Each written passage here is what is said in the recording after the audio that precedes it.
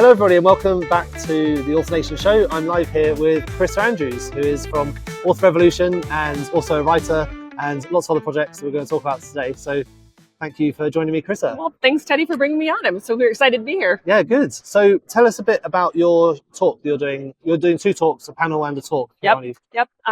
Today's talk was all about manifestation, helping authors understand that it's not as woo, I guess, as people think it is. Yep. So I bring in a lot of different things from manifestation with quantum manifestation, so bringing in quantum physics, bringing in elements of nervous system regulation, bringing in subconscious mind work. A lot of different things come into manifestation because it's not just like, oh, dream it, it's going to arrive. It's more about being in alignment with the thing that you're trying to pull in, and then having your mind, your emotions, your nervous system all in that aligned state so that you can manifest more. Right. What is quantum manifestation? So it's going into more of understanding what is actually behind the scenes of manifestation. So with manifestation, it's turning a thought into a thing, bringing something that you want into reality. And when we look at it from the quantum physics perspective, we're living in a quantum field of energy. When we go down to the subatomic particle level, we are looking at, I know it gets very You've lost me already, but go on, keep going. I'll keep it simple. So we're vibrating. Everything's vibrating at the quantum particle level, right? Yeah. So the electron cloud that circles the nucleus, it exists in a state of infinite potential. So it exists in a cloud state until something observes it. Yeah. And it doesn't matter what atomic particle it is, right? So when we're looking at it, when we observe it, it becomes a table, it becomes a place, it becomes us, it's all the things. When we're trying to manifest something, then it's about knowing that every potential is out there. We can call in anything we want. It can be anything we want. It's just about making sure that we are attached to that outcome and allowing it to be instead of opening back up. It's called collapsing the wave function. Right. So when we become the particle and less of the wave, all of a sudden we can create the thing we want. But if we open back up to doubt, for instance, now all of a sudden we've opened ourselves up to the possibility of doubt, of it not working. So you have to lock in that vibe. You have to trust that it's yours, trust that it's moving in the direction that you want, and just be aware of all of the things that are guiding you there. Yeah.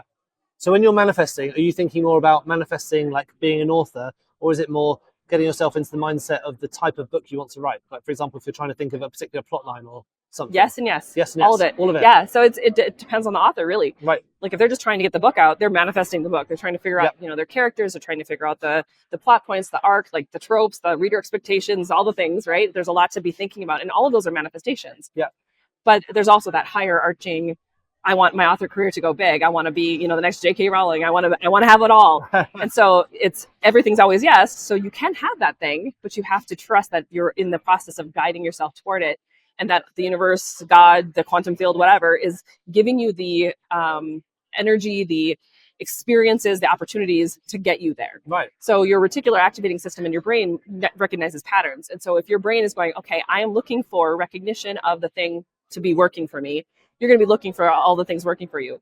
But if you're opening yourself up to doubt, for instance, you're like, why is this not working? This is not working. This should have been working by now. Now your brain is triggering to like what's not working, what's not coming to you. And so you have to be very careful on how you're allowing your brain to actually manifest things and move forward, because you can be thinking you're working on the right thing, but you're actually focusing on the lack of it instead of the thing of having the thing.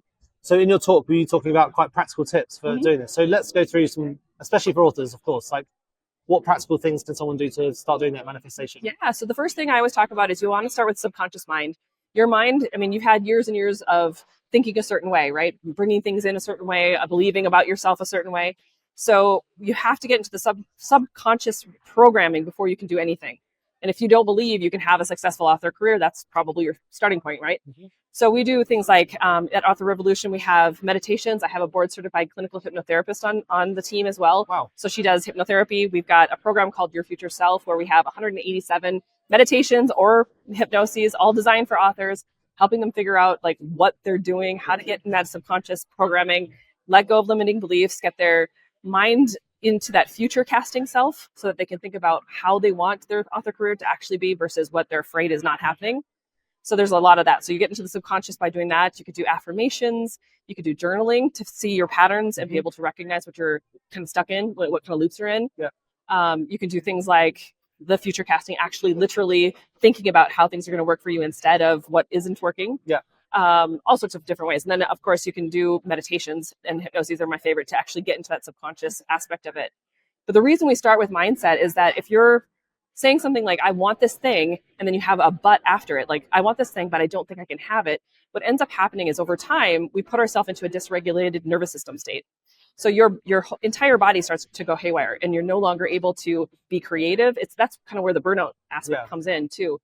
People get burnt out. They're not creative. They're not manifesting the way that they want because their manifestations are misfiring.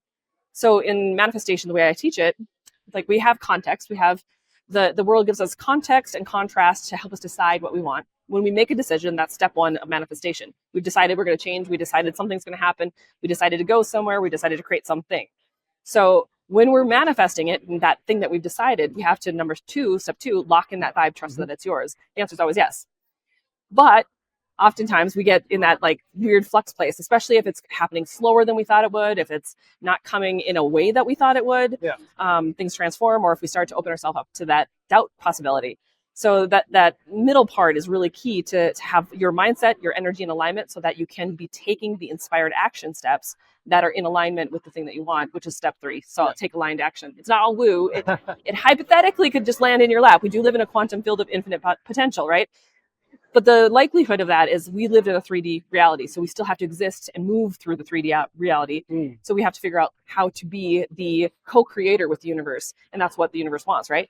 So we have to create everything in alignment and take those inspired action steps, be the instrument of creating the thing that we want as well. Yeah. And so all those things flow together. So that's kind of where I would start. Mindset first, for sure. Sounds like you come at it from a quite scientific viewpoint. You're not just, because I agree, I think it probably does sound quite woo-woo to me, but then the way you think about it is quite, scientific, and I follow this kind of structure. Yep. Do you have a particular routine you follow, for example, for manifesting? Absolutely. Yeah. So for me, I love to get in, like, I'm always trying to get my mindset in place, because if my mindset is if my energy is not where I want it to be, then I know, logically, I know I'm not going to manifest what I want. So getting into alignment is always first and foremost. So it's about doing that. So every morning I read first. The first thing I do in the day once kids have gone off to school, and I don't have to try to chase them down and try to. I'll say that sounds quite luxurious. Just reading as soon as you wake up. Go away. Go out the door first. Once they're gone, I sit down, I read in my fiction book and my nonfiction book, probably for about an hour, maybe 2 hours. Do you mean one of your books, or like? No, like someone else's. Yep, just for fun, or for information. Yeah. And then after that, I like to go into meditation. And what I do is a combination of intrathecal breathing. So that's moving energy from the lower chakras, letting it go up your cerebral spinal column. This is actually by Dr. Joe Dispenza does this. And so it's not, I can't take credit for it, but it helps you to move stagnant energy in the body. Mm-hmm. I like to do heart coherence, and that actually gets my energetic system in alignment, gets my nervous system in alignment. And then what I do is go into meditation. Either it's a guided meditation or it's a solo meditation where I'm just listening to like a binaural beat. Mm-hmm. And if there's something I'm trying to manifest actively, I will either find a meditation that's about that I've either created or someone else has created, or I will just go in and be like, okay, universe, this is what I'm trying to do today. Help me, show me how good it can get. Like, point me in the right direction. Show me the signs. Let me know what I'm supposed to be doing. How can I participate? I'm ready and active to do my part. And so that's how I kind of get that whole ball rolling, so that I know that I'm in alignment versus like, how do I force this thing? How do I make this thing work? Why is this not working? Oh my gosh. And trust me, I've been there. I'm a double Virgo. I like the strategy side of things, but I'll tell you, when I do that, it's not the funnest place to be. I love hearing people's morning routines, because mine has completely gone out the window now. I've got 2 small children, but I'm speaking to people here whose kids have finally grown up, and they're like, when I wake up, I just start writing straight away, and I'm like, oh God, that sounds amazing. No, that would make my brain hurt. I need to read first. I need to figure out who I am first. So how did your talk go down? Did you get many questions? Yeah. Yeah. I was actually really impressed. I talk fast normally, so that's just normally how I am. But when I was timing myself at home, I'm like, oh, I'm coming in at 44 minutes. There's no chance. You spoke 44 minutes? Today I spoke 40 minutes. They got a whole 5 minutes worth of Q&A. Okay. But I wasn't anticipating even being able to do it. Yeah. So the reason I was asking is because I wanted to just go on to this conference. Obviously, we're in Las Vegas. It's amazing. What do you get out of coming to these conferences? Yeah, I think for me, it's the energy of everybody. It's seeing, where is everyone at? What is it that they're trying to do? How are they trying to expand beyond what they believe right now? It was really eye-opening. I have an exercise in my talk where I was trying to show them where their glass ceiling is on how much they think they can earn. Yeah. And so I have a set of slides where it was like, okay, raise your hands. It's easy for me to make money until you reach a certain point. Drop your hand when you get to a certain number. And so we had $100 a month. Everyone still got their hands raised. $500 a month. Everyone kind of started trickling down. By 1,000, because it only went up by like that 100, 500,000. We had almost everyone down by 1,000. I was like, limiting beliefs. Yeah. So it's all about knowing, okay, this is where you're capping yourself. And it doesn't have to stay there. It doesn't have to be forever, but just know that this is personally right now for you where you're capping yourself at. Yeah. So now this is where the work comes in. Start to reframe it. Yeah. Amazing. So do you go to any other conferences, or is it just this one? Yeah. What are the other ones you go to, and are there any good recommendations? Yeah, InkersCon is fabulous. Which one? Sorry, InkersCon. Right? Yeah, I love InkersCon. I've been to the Idaho Writers Guild. I was just speaking to Alessandra Torre earlier. Yes. I think she's one of the organizers. Yep. Alessandra's awesome. I've gone to Idaho, so Troy Lambert's conference. I've done the one for Ally, the self-published con. That one's awesome, but that was more digital. So I just like to test the waters, see how people are reacting when it comes to manifestation, and it's just so much fun. Yeah, and so that's Author Revolution. That's the main thing you talk about. Is it the manifestation, or does it do? I talked about both. So I've talked about sustainable rapid releasing because that's kind of where I started as Author Revolution. What does that mean, sustainable rapid releasing? For me, when I was first entering the indie space, I was trying to figure out like what's the best way to teach how to write and publish consistently. Yeah. Because the methodology at the time was write as fast as you can, write as many books as you can, lose your mind, whatever.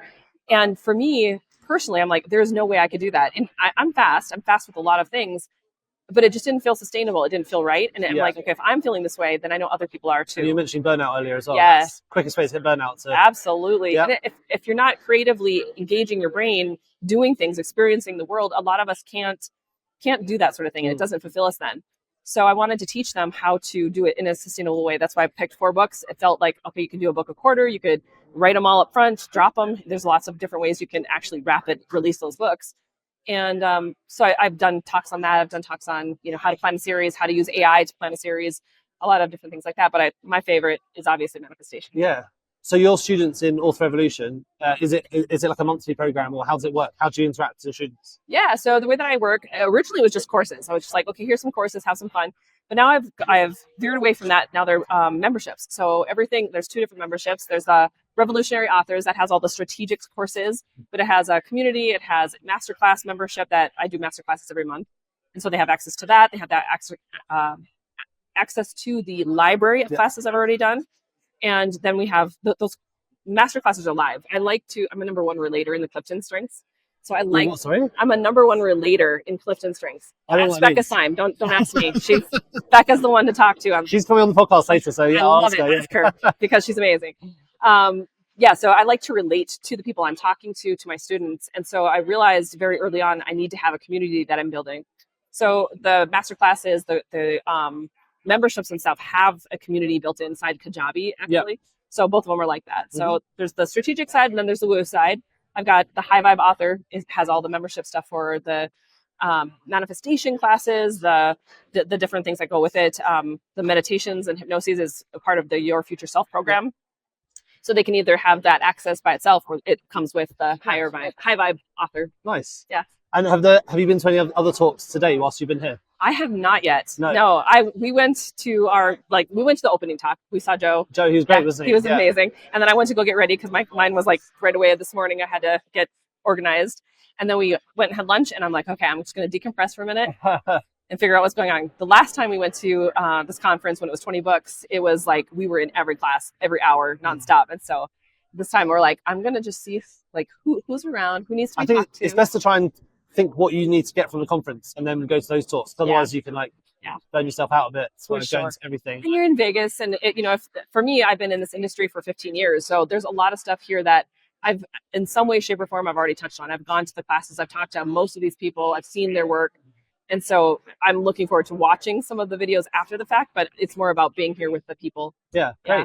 Why don't you tell us just quickly about some of the books you've written, the ones you're working on at the moment? Sure, yeah. So I write nonfiction as Carissa Andrews. So right now I've got a Kickstarter that's going. Well, it's technically not live. It's in pre-launch. Yep. So it'll be live soon. I need to get past this week first. It's there's just too much going on. So the Kickstarter is for Write Your Reality. So that's where I'm bringing in quantum manifestation for authors. So talking about how this works. It's not just manifestational woo. There's a lot of science behind it. I've also written Right Frame of Mind. So those are my 2 nonfictions. I have written and do all the things under Carissa Andrews. Yeah. And that's my urban and paranormal fantasy. I think there's 20 some odd books. I don't know. I've lost count. Yeah, a lot. There's a lot there. And then I just started this year publishing as Carissa Knight in rom-com, like so contemporary rom-com. Cool. Nice. Yeah. So I look forward to seeing those. Yeah, there's so many. There's lots of books. Great. So, well, just before we go, I just wanted to a bit of for any tips for people who are going to come to these conferences, how to make the most out of them. What would be your tips for people to come? Oh gosh, I guess for me it would be like tune in first, like like you said, figure out what it is you really want to accomplish. What is your intention for the conference? And then just allow yourself to be guided to those right things, because that's going to help you be in alignment with the thing that you're trying to call in, versus like running around like a headless chicken and trying to like figure it all out. Because I've been there, I've done it. And then you look back and you go, gosh, there were a lot of people I wish I would have talked to. Like there's so much I could have done, and we didn't do it because we're so busy going to all the things. Yeah. So it have that good balance between all of it, because this place is amazing. There's so many people here that are amazing. Yeah, it's worth it. Amazing. Yeah, I mean, it's a bit like a music festival. There's like two headliners. You can't see both. You have to choose. So yeah, I think for me it was like working out what I wanted to get out of the I nearly call it a festival, out of the conference. Yeah, and it's kind of like a festival. It's fun. Yeah, not quite as fun as a festival, but yeah, it is good. True.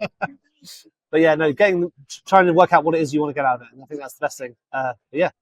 Well, thank you so much for coming on. I really appreciate your time. Thank you for bringing me on. Yeah, good luck with the rest of the conference. Thank and you've got your panel tomorrow, haven't you? So Friday. Friday, yeah. Yep. Well, good luck with at that. Rave. Yep. Yeah, and have you. a good week. Thank you. You too.